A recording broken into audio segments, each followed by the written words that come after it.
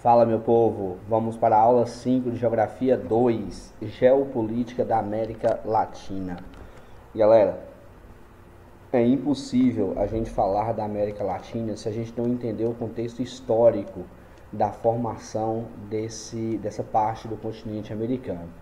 É, Provavelmente vocês lembram, mas não é, nunca é demais relembrar que dentro do contexto das grandes navegações, a gente tinha Espanha, Portugal e Reino Unido como grandes atores dessas grandes navegações que buscavam novas rotas marítimas, novas terras para serem exploradas, buscavam recursos minerais.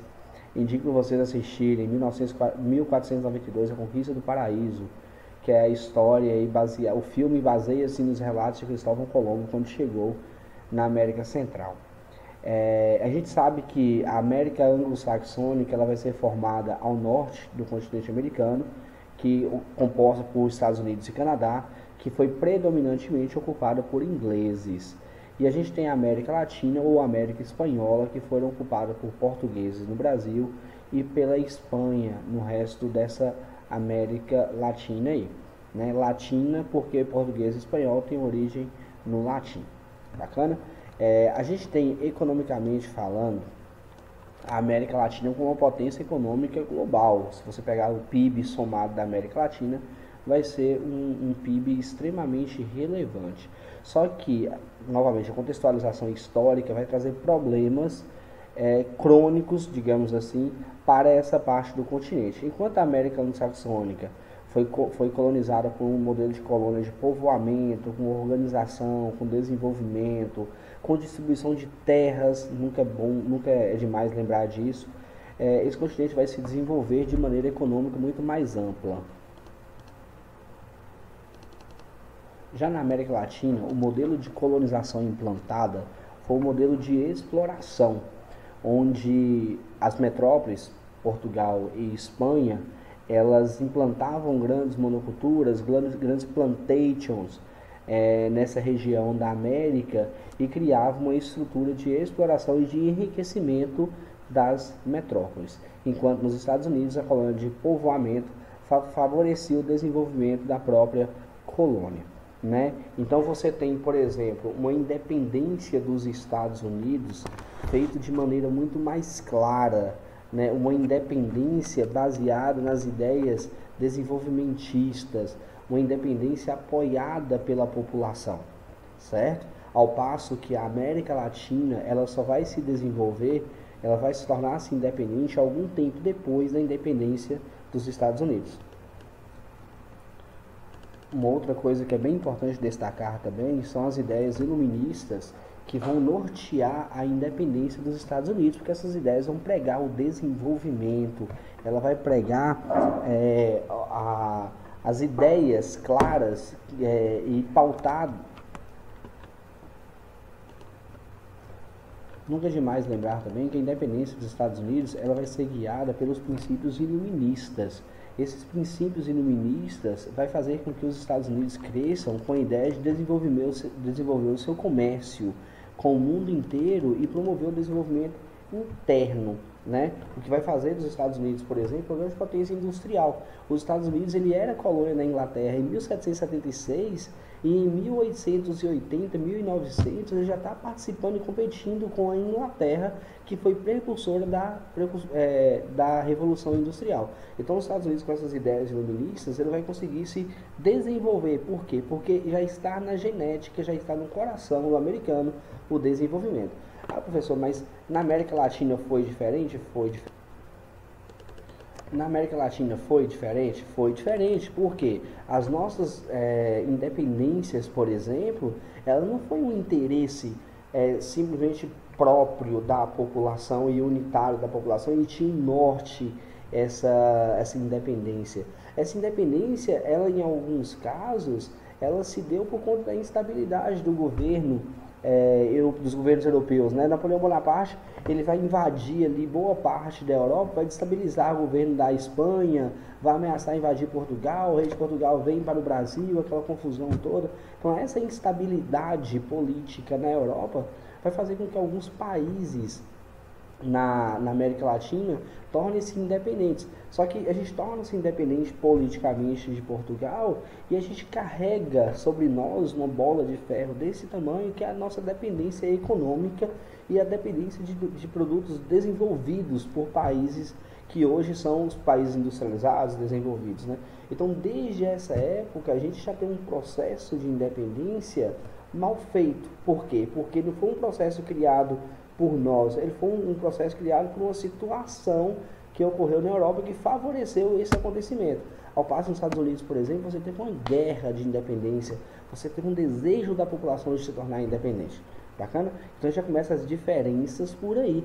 E dentro desse contexto do século XVIII, os países americanos, os países latino-americanos tornando-se independentes politicamente da União Europeia, a gente tem a ideia da Pax Americana, a ideia do James Monroe, que vai criar lá a doutrina Monroe, que é onde a América é para os americanos, que nenhuma potência europeia irá dominar países americanos. Parece que ele fala isso assim, não, agora sim, agora vamos desenvolver todo mundo junto. Claro que não. Ele só queria inverter o papel. Ao invés de a Europa subjugar os países da América Latina agora, quem queria fazer isso era ele. Ao invés da Europa explorar os países da América Latina, quem queria fazer eram os Estados Unidos.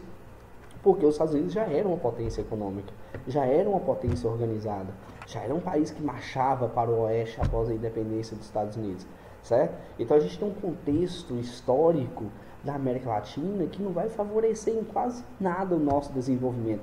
A gente não tem uma união de países, por exemplo, com uma ideia clara de desenvolver toda a América Latina, certo? Então, a partir disso aí, a partir da nossa independência, a partir da doutrina Monroe, criada com a ideia de criar uma Pax Americana, criar uma América só, a gente vai ter as independências e os desenvolvimentos dos estados latinos-americanos, que a gente vai ter no século XIX. O marco do século XIX para os países latino-americanos são as independências que vão acontecer. Vários países tornam-se independentes, todos os países eles tornam repúblicas, né, menos o México, que ainda tornou-se uma monarquia após sua independência, mas todos os países vão tornar-se repúblicas. Né? No caso do Brasil, uma república federativa, onde tem os entes federativos que tem alguma autonomia ante o poder central. No século XX, o século XX ele é marcado pelas duas grandes guerras, obviamente, a Primeira e Segunda Guerra Mundial. Essa Primeira e Segunda Guerra Mundial, elas vão fazer com que os países, alguns países latino-americanos, México, Brasil, a própria Argentina, começa a ter um desenvolvimento, um processo industrial, só que a nossa indústria, ela é uma indústria extremamente pouco desenvolvida, principalmente lá no início do nosso processo de industrialização. A gente vai ter indústria que vai fabricar roupas, sapatos, vai fabricar bases de produtos industrializados para mandar para fora dos outros países. E a gente tem, dentro do contexto da Segunda Guerra Mundial, do final da Primeira Guerra para a Segunda Guerra Mundial, um processo de industrialização por substituição de importação, que é uma industrialização que você começa a fabricar produtos que já não estavam vindo mais dos países europeus, certo? Então, o século XX ele começa com uma organização econômica, com a industrialização dos países latino-americanos. Lembra-se que os países ricos, eles começaram a se industrializar na primeira Revolução Industrial, segunda Revolução Industrial, segunda metade do século XVIII e início do século XIX. Os países latino-americanos começam a se industrializar no século XX. Olha o tempo de atraso que a gente tem. O Brasil, se você pega, por exemplo, a população urbana e rural do Brasil, em 1950, a maioria das pessoas no Brasil morava na zona rural, certo? Então, a partir do boom da industrialização brasileira após a Segunda Guerra Mundial, essa lógica começa a ser invertida. Hoje a gente tem uma população urbana muito maior do que a população rural. Então, a gente tem um período de tempo muito curto do processo de industrialização e urbanização do país. Logo, você vai ter os inchaços, você vai ter o crescimento desordenado das cidades, você vai ter as infraestruturas urbanas não absorvendo essa população e criando essas áreas desorganizadas que são as grandes cidades latino-americanas. Praticamente todas as cidades latino-americanas têm problema com favelização, tem problema com falta de infraestrutura, tudo se deve a esse inchaço, né? A essa industrialização tardia, acelerada, a urbanização acelerada. Beleza? Aí uma outra coisa que vai marcar o século XX para a gente é a Guerra Fria. A Guerra Fria, ela vai fazer com que Cuba, por exemplo, na América Latina, se alia com a União Soviética. Você vai ter o surgimento da FARC na Colômbia, que é um grupo armado leninista que queria implantar o socialismo na Colômbia. Você vai ter no Brasil a ditadura militar, em 1964, a ditadura militar, que foi financiada, foi motivada pelos Estados Unidos. Então você vai ter os países da América Latina dentro desse contexto de Guerra Fria, uns se aliando à União Soviética, outros recebendo influências dos Estados Unidos. Mas uma coisa que é importante a gente perceber, que durante a Guerra Fria, a América Latina tenta fazer aquilo que a União Europeia fez. A União Europeia ainda não, que a Europa fez a partir do Benelux, a partir da Comunidade Econômica Europeia, que é juntar os países para se desenvolver, criar grupo de países que promovia esse desenvolvimento local, né, baseado na União aí. Só que aí a gente vai ter uma diferença. A gente vai ter uma diferença de perspectiva, uma diferença de organização. Onde que isso deu certo na Europa? Na Europa Ocidental. A Europa Ocidental já era desenvolvida na Segunda Guerra Mundial. Isso é uma coisa que eu sempre martelo. Todos os países envolvidos nas duas grandes guerras mundiais já eram países desenvolvidos. Esses países eles vão sair arrasados pós Segunda Guerra Mundial? Vai. Mas eles não vão atrasar o seu desenvolvimento. Eles não vão esquecer o que eles sabiam. Eles já eram países desenvolvidos. Então aí você tem um contexto lá na Europa. Países se juntando e formando o bloco econômico que hoje é a União Europeia. E você tem na América Latina os países tentando se juntar e formar associações locais para promover um desenvolvimento integrado entre esses países. Isso vai dar certo? Vocês vão ler aqui e vão perceber que várias formas de união entre os países, elas vão surgir dentro do contexto da Guerra Fria. Hoje a gente pode falar que a gente tem um grande bloco econômico na América Latina? Não. Por que que não? Muitas vezes por divergência ideológica, muitas vezes por diferença de nível de desenvolvimento econômico, muitas vezes por uma falta de estrutura política nos países, vai impedir esse desenvolvimento local. O Mercosul, por exemplo, que é formado por Brasil, Uruguai e Paraguai, e Argentina, né? Brasil, Uruguai, Paraguai e Argentina, teve um momento que o Paraguai foi afastado porque tinha uma intenção de golpe e uma das prerrogativas desse bloco econômico é a manutenção da democracia. Então você percebe que na América Latina tem duas coisas, uma instabilidade política, que é notória, em vários países tem essas instabilidades políticas e questões ideológicas vão nortear as ideias econômicas desses países. Por exemplo, ora o Brasil queria motivar muito o desenvolvimento do Mercosul. Muda o administrador, muda a corrente ideológica. Não, a gente não quer mais fazer parte do Mercosul, a gente quer ir negociar independente com outros países, tal. Então a gente percebe que todas as ideias de criação de grupos, de blocos econômicos na América Latina, ela vai ser influenciada pela corrente ideológica, pela estabilidade ou instabilidade política no momento em que esses blocos foram se formando. Bacana? Mas é interessante a gente fazer um paralelo entre Brasil e Europa, porque a ideia nossa aqui era fazer com que a gente tivesse um bloco local bem desenvolvido. Bacana? Pós-Guerra Fria, galera, a gente tem uma coisa muito interessante que é a ideia dos Estados Unidos criar a ALCA, a Área de Livre Comércio das Américas, que foi muito mal aceita pelos países menos desenvolvidos na América. Por quê? Porque você ia criar uma condição de um bloco econômico, de liberdade econômica, onde um país era extremamente desenvolvido e os outros todos muito pobres. Ah, professor, mas você faz uma associação com um país rico, talvez seja bom. Não seria bom. Por que não seria bom? Porque a gente ia ter uma economia aberta para um país que você não conseguiria competir.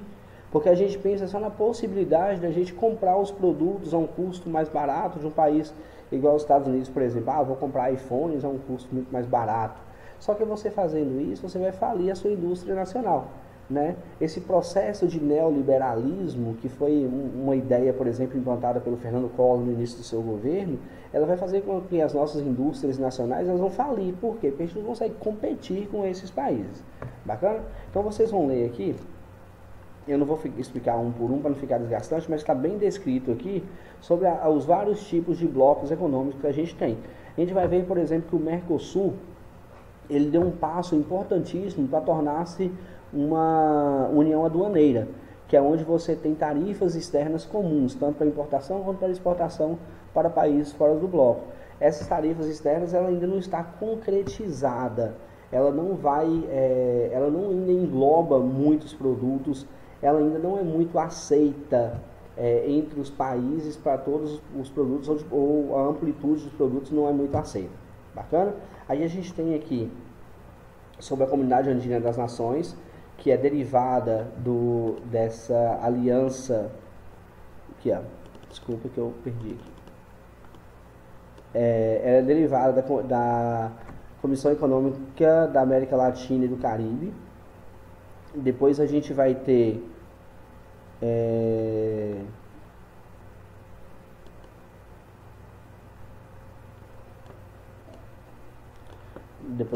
aqui a União das Nações Sul-Americanas, a Unasul. Vocês vão ler aqui, é bem descritível, falando sobre as tentativas de juntar esses países aí. A gente vai perceber que a gente não tem um grupo econômico, um bloco econômico na América Latina. Hoje que a gente fala assim, esse bloco econômico, ele compete, ele é tão organizado quanto a União Europeia, por exemplo. Como o próprio NAFTA, por exemplo. O NAFTA é muito mais organizado do que esses blocos. O NAFTA que é formado por Estados Unidos, Canadá e México. Mas por quê? Porque esses blocos são liderados por Estados Unidos e Canadá, né? Onde os principais interessados econômicos disso aí é Estados Unidos e Canadá, e México pega a beirinha, pega a mão de obra do que pode fazer para as indústrias americanas. Aí a gente tem aqui as Farc, que eu já expliquei para vocês, que é um grupo leninista que queria implantar o socialismo na Colômbia. Antes era visto com bons olhos, queria pegar a igualdade entre as pessoas e tal, mas aí eles começam a se envolver em tráfico de drogas, começam a produzir cocaínas, entra desgraça com a população, começa a perder crédito com a população, até que em 2016 eles fazem um acordo com o governo para eles se desarmarem, e eles acabam conseguindo cadeiras políticas no Senado da Colômbia. Eles passam a ter participação política na Colômbia, ao invés de ser uma guerrilha armada, que é o que eles eram. A tentativa deles era fazer o que a Revolução Cubana fez em Cuba, que é tomar o poder à base da força, da guerrilha. Há uma leitura complementarzinha aqui, que é Trump congela a reaproximação dos Estados Unidos com Cuba, porque existe um embargo, né, um afastamento, não geográfico, mas político muito grande entre Estados Unidos e Cuba. O Barack Obama, no seu último governo, tentou fazer essa reaproximação, tentou viabilizar a entrada de americanos em Cuba e a entrada de cubanos nos Estados Unidos, só que quando o Trump entra no poder, ele congela essa reaproximação. Mais uma vez, a corrente ideológica influenciando na junção, na união desses países aí dentro do contexto da América Latina, né? Estados Unidos, América Anglo-Saxônica, mas Cuba é a América Latina. Você percebe que por causa da corrente ideológica dos Estados Unidos, eles não vão permitir, o Trump não vai permitir essa ideia de reaproximação com Cuba. Bacana? A gente vai ficar por aqui, vocês dão uma lida, dão uma pesquisada no que vocês quiserem. Eu estou disponibilizando um link para vocês mandarem suas dúvidas, mandarem seus questionamentos. Vocês vão fazer as atividades propostas para a sala de aula. Vocês façam atividades propostas também para o Enem. Vamos se preparar, vai ter Enem esse ano. Hashtag vai ter Enem. Vamos nos preparar. Se vocês precisarem, nós estamos aqui. Beijos.